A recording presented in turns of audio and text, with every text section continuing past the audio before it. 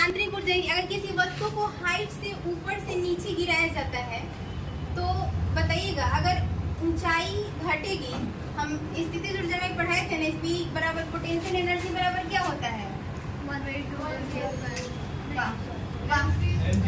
mgh होता है। तो हाइट बढ़ेगा तो स्थितिज ऊर्जा बढ़ेगा, उसमें लिखवाए थे ना।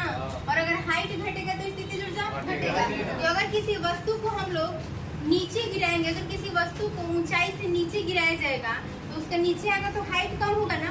तो हाइट कम होगा तो ऊंचाई घटने से, छोड़िए वस्तु को क्यों गिराएंगे, मान लीजिए आप यहाँ से छलांग लगाएंगे नीचे, या फिर मानिए आप मान लीजिए कोई लड़की टावर पे चढ़ गई है कूदने के लिए, और यही ना हो रहा है जी आजकल।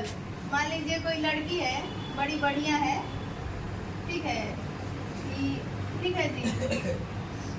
दो चोटी की है लड़की है, आई टावर पे चढ़ी है, टावर हम बना दे रहे हैं, हमारा ड्राइंग तो अच्छा है लेकिन क्या पता आप लोग को अच्छा नहीं लगता। मान लीजिए अरे सीढ़ी नहीं है, ये भी नहीं समझ में आता है आप लोग का, ये है बड़का टावर है, तो टावर पे चढ़ गई है, क्या बोल रही है, कूदेगी यहाँ से छलांग लगाएगी, और यहाँ से आप लोग इधर खड़े थे इसको देखने के लिए, एकदम इधर आप लोग खड़े हैं, ये आप लोग हैं एकदम, आप लोग भीड़ लगाए हुए हैं। मैम टावर पाप ही नहीं ना है।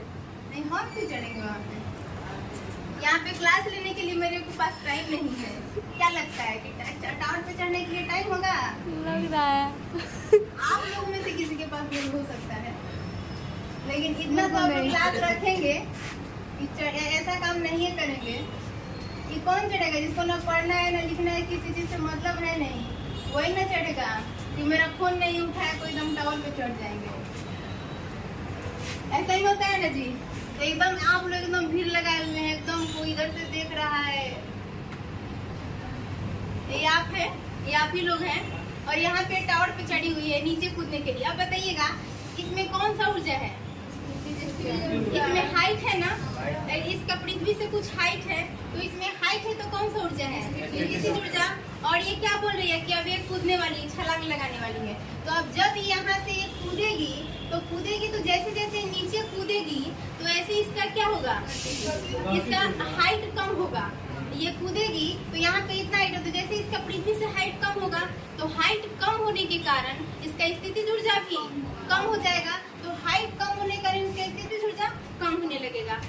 लेकिन जब ये पृथ्वी के जैसे जैसे नजदीक आएगी वैसे वैसे इसका वेग क्या होगा, बढ़ेगा ही घटेगा, वेग घटेगा। जब कोई चीज पृथ्वी से नजदीक आती है तो उसका वेग क्या होता है, बढ़ जाता है। जैसे कि हम लोग आपको गति के समीकरण में भी पढ़े होंगे कि ऐसे तो इसमें डीपली समझाए थे, वहाँ पे भी हम समझाए थे ना, जैसे कि जहाँ पे अगर किसी चीज को हम ऊपर फेंक रहे हैं तो वहाँ पे जी का मान प्लस में होता है कि माइनस में होता है, माइनस में होता है। जब किसी को ऐसे ऊपर फेंकेंगे, पृथ्वी नीचे की ओर खींच रही है, हम इसके अपोजिट फेंक रहे हैं ऊपर की ओर, तो माइनस में हो जाएगा। और किसी चीज को ऐसे नीचे गिरा रहे हैं, पृथ्वी भी नीचे ही खींच रही है और हम भी इसे नीचे ही गिरा रहे हैं, तो क्या हो जाएगा, प्लस में। तो जैसे जैसे पृथ्वी के नीचे हम आएंगे हमारा वेग क्या होगा, बढ़ेगा। तो ये भी कूद रही है, नीचे ही ना कूद रही है, तो जैसे जैसे नजदीक आते जाएगी वैसे इसका पृथ्वी के नजदीक आते जाएगी वैसे वैसे क्या होता जाएगा, वेग इसका बढ़ेगा। तो वेग बढ़ने के कारण गतिज ऊर्जा क्या होगा, बढ़ेगा ही घटेगा, गतिज ऊर्जा घटेगा। अभी इतना देर पहले गतिज ऊर्जा को इतने प्यार से समझाए थे और आप आगे बैठ के ऐसे बोल रहे हैं, पीछे वाले बोलते तो समझ में नहीं आता। गतिज ऊर्जा के जब वेग अगर 2 गुना बढ़ता है तो गतिज ऊर्जा कितना बढ़ता है, 4 गुना। तो सीधे स्क्वायर में बढ़ रहा है, लेकिन नॉर्मली क्या मतलब क्या बढ़ ही रहा है ना।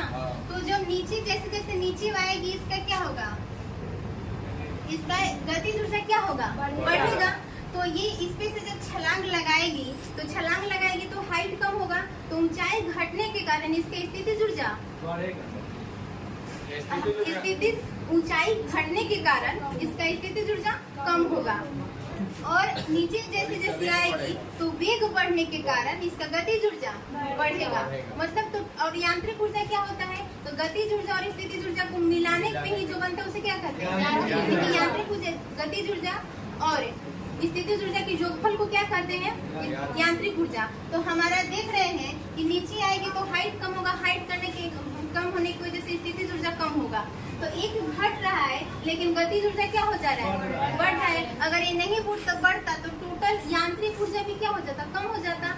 लेकिन जैसे नीचे आएगी तो वेग बढ़ने के कारण इसका गतिज ऊर्जा बढ़ रहा है, तो स्थिति घट रहा है और गतिज ऊर्जा बढ़ रहा है, तो टोटल ऊर्जा यानी कि कुल ऊर्जा मतलब क्या कि हमारा मैकेनिकल एनर्जी यानी कि यांत्रिक ऊर्जा हमारा क्या हो रहा है, नियत रह रहा है। ये तो नहीं घट रहा है, बढ़ रहा है। अब देखिए जब यहाँ पे आ जाएगी, यहाँ पे ऐसे तीर मिलाते हुए अब गिरने ही वाली है जमीन पे, यहाँ पे अब जब ये पटकाने वैसा केसवा इसका भी ऐसे, ठीक है, उड़ रहा है जो केसवा ऐसे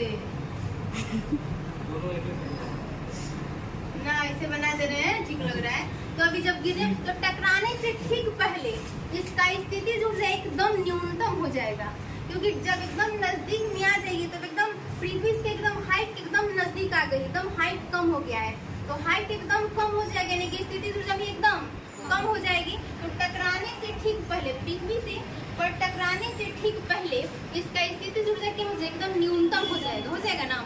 और इसका बताइएगा गतिज ऊर्जा कितना होगा, सबसे ज्यादा अधिकतम हो जाएगा टकराने से ठीक पहले एकदम पृथ्वी के पास में आ गया, यानी कि वेग सबसे अधिकतम हो गया है। तो वेग अधिकतम होने के कारण गतिज ऊर्जा भी क्या हो जाएगा, अधिकतम हो जाएगा।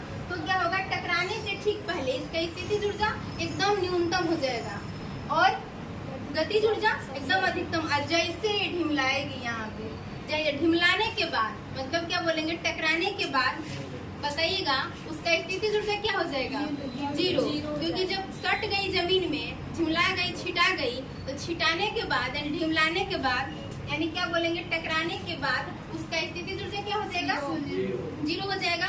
अच्छा, गतिज ऊर्जा भी क्या हो जाएगा, जीरो ही हो जाएगा। और वो ढिमलाएगी तो उसको होश है कि वो गति करेगी जी, क्या पता बचेगी भी कि नहीं बचेगी, उसको होश है गति करने का।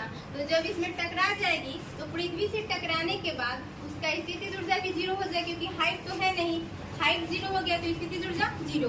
और गति तो करनी है, छिटा गई है, तो छिटाने के बाद गतिज ऊर्जा भी जीरो और स्थितिज ऊर्जा भी जीरो। और टकराने के बाद इसका कुल ऊर्जा क्या हो जाएगा, जीरो। लेकिन टकराने से पहले तक उसका यांत्रिक ऊर्जा नियत रहेगा, यानी कि स्थितिज ऊर्जा न्यूनतम और गतिज ऊर्जा अधिकतम। और टकराने के बाद गतिज ऊर्जा जीरो और स्थितिज ऊर्जा भी।